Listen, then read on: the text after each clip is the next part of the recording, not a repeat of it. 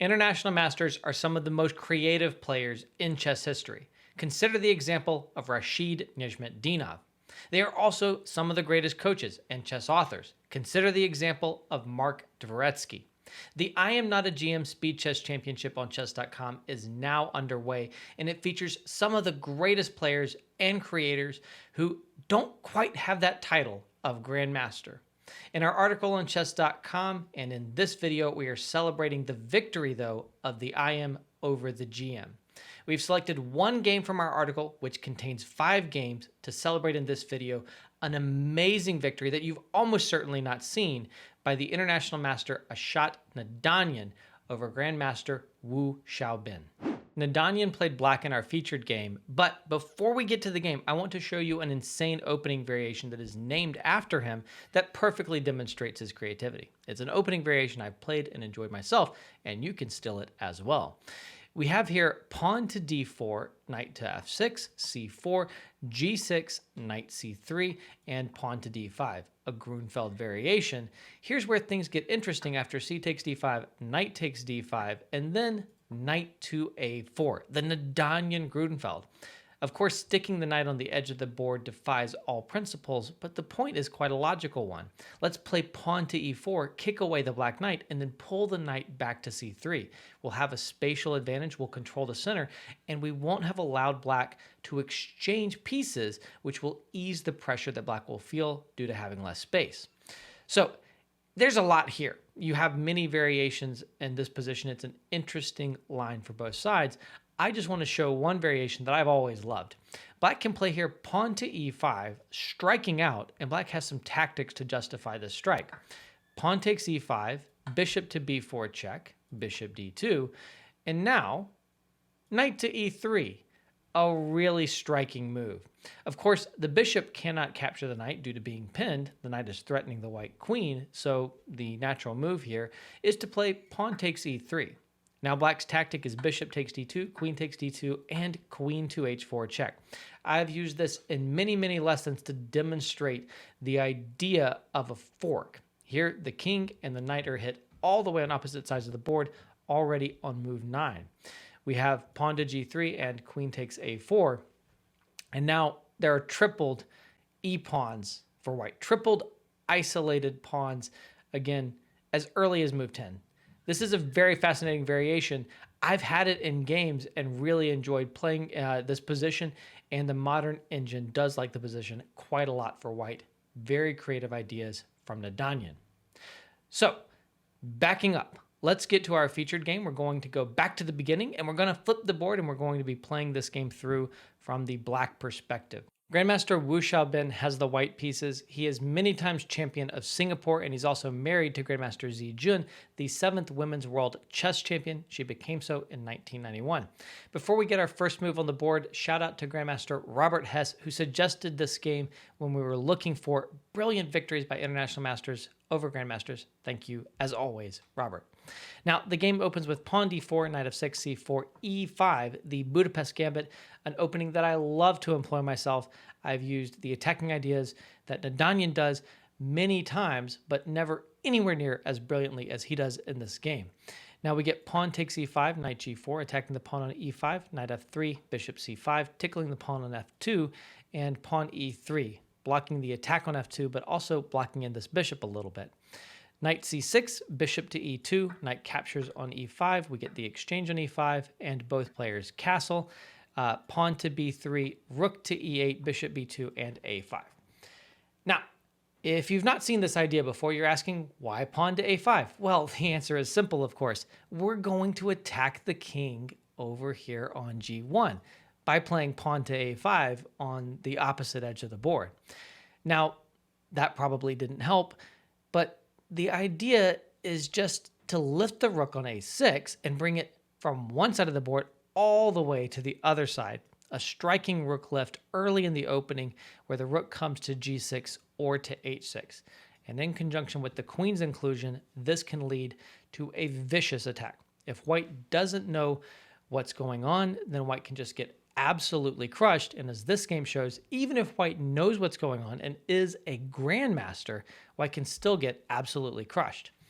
Knight c3, rook a6, the rook lift comes, knight to e4, tickling the bishop, which falls back to a7, and knight to g3. Maybe not the best move, but a very rational move. The second most commonly played move in the position. Queen to h4, the queen comes in before the rook does, and knight to f5, tickling the queen, which pulls back to g5, attacking the loose knight.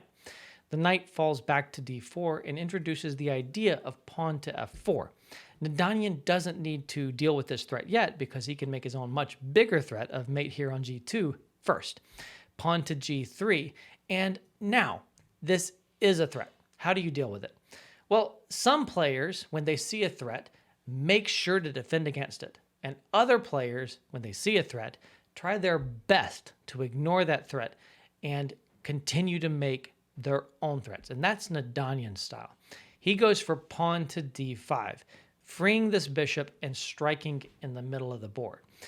Now, this works out well, but only because the gauntlet that he's thrown down is not picked up by Grandmaster Wu Shaobin, who should have played pawn to f4, going for the fork. Of course, neither player missed this move. They're much too strong for that, but they must have overestimated Black's compensation after queen to h4, and one piece is accepted, pawn captures on e5, and there's also a rook that is sacrificed.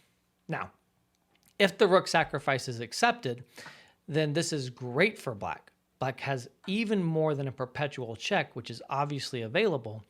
Black actually has a winning attack after king h1 and rook takes e5. The queen and the rook just totally crush the exposed white king. You just have to look at this position and see that there's no pawn cover, and you should be able to evaluate this as a very strong attack at the least for Black. But when pieces are sacrificed, we don't have to accept them. And after rook takes g3 here, White can just play king h1, saying, I took one piece, I'm not taking two. I would much rather keep this protective pawn on h2. And in this case, the dirty engine here points out that White is actually still better, significantly so after rook takes e3, and then the only good move according to the engine, bishop to f3. Engines are such spoil sports. Fortunately for us, these are human players and not engines, and they didn't go down this path here. Instead, after pawn to d5, Grandmaster Wu Shaobin captured here on d5, and this allows Black to continue with the attack. We get bishop to h3, tickling the rook, which moves over to e1, knight g4, creating a lot of threats here on f2 and e3. Knight sacrifices on both squares are in the air. Knight to f3, trying to stop the sacrifices on these squares by attacking the queen. Now, once again, the SpoilSport engine suggests a different move than is played. Queen h6 and says, after many complications with queen h6, the attack on f2 and on e3 and generally against the white's king should be decisive, but only after long, complex lines. In the game, I think we can all appreciate the brilliant, if not decisive move that Black actually plays. Queen takes e3, giving up the queen for a couple of pawns and some killer threats. After this beautiful move, queen takes e3, the kind of move one dreams about playing, White cannot accept the queen sacrifice. If the queen is captured here with pawn captures on e3, then bishop takes, forces the king over to h1, and knight f2 check creates a royal fork.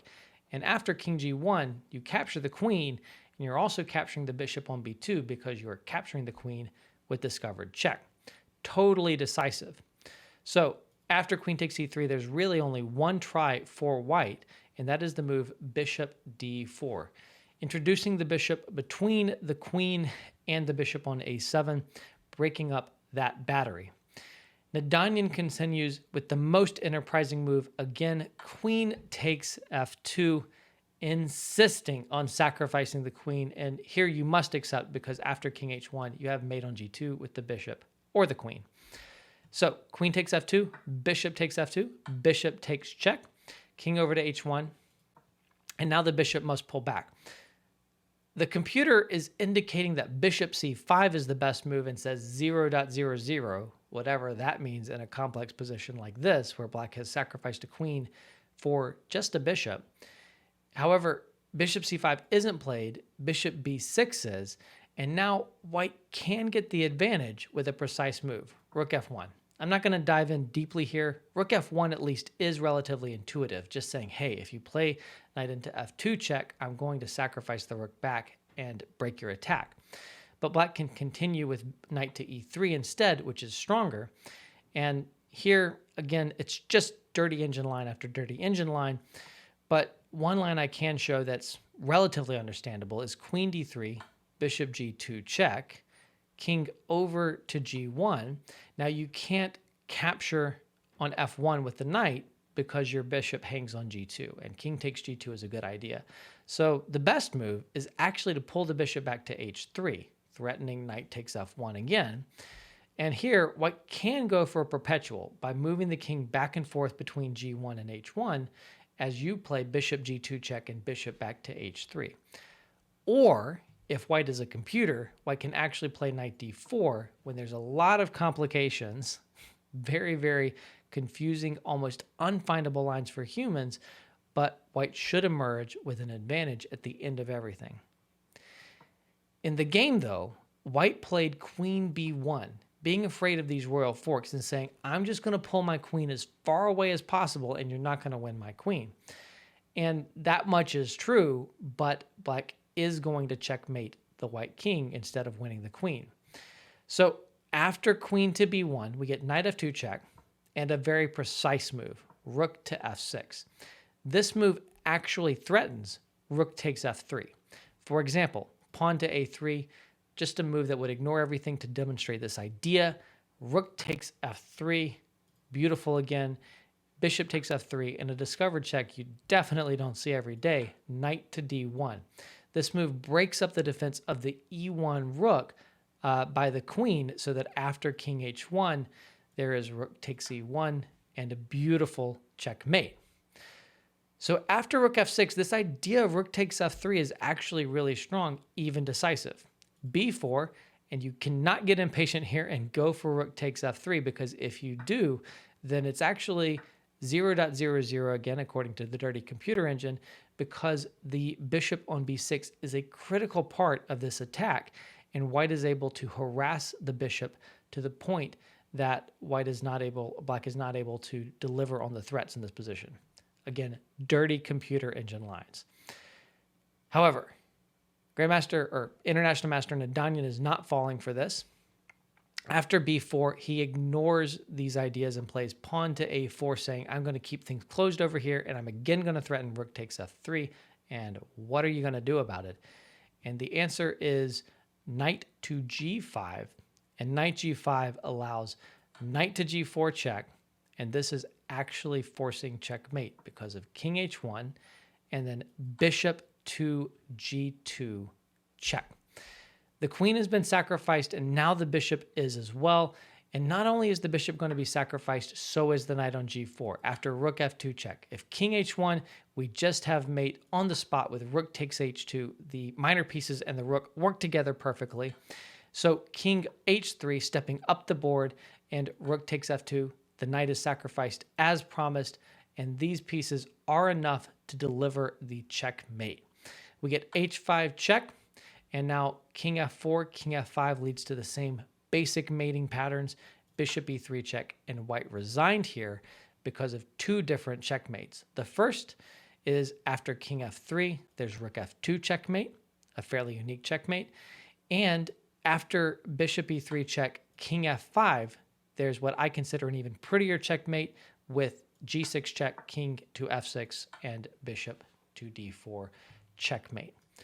Absolute perfection. What a game with queen takes e3, queen takes f2, bishop to g2, the sacrifice of the knight on g4, and these perfect checkmates at the end. If you want to see more really brilliant victories by international masters over grandmasters, be sure to check out the article linked in the description, and definitely watch the I'm Not a GM Speed Chess Championship on Chess.com. For more videos, of course, click on the playlist that is popping up on the screen as I speak.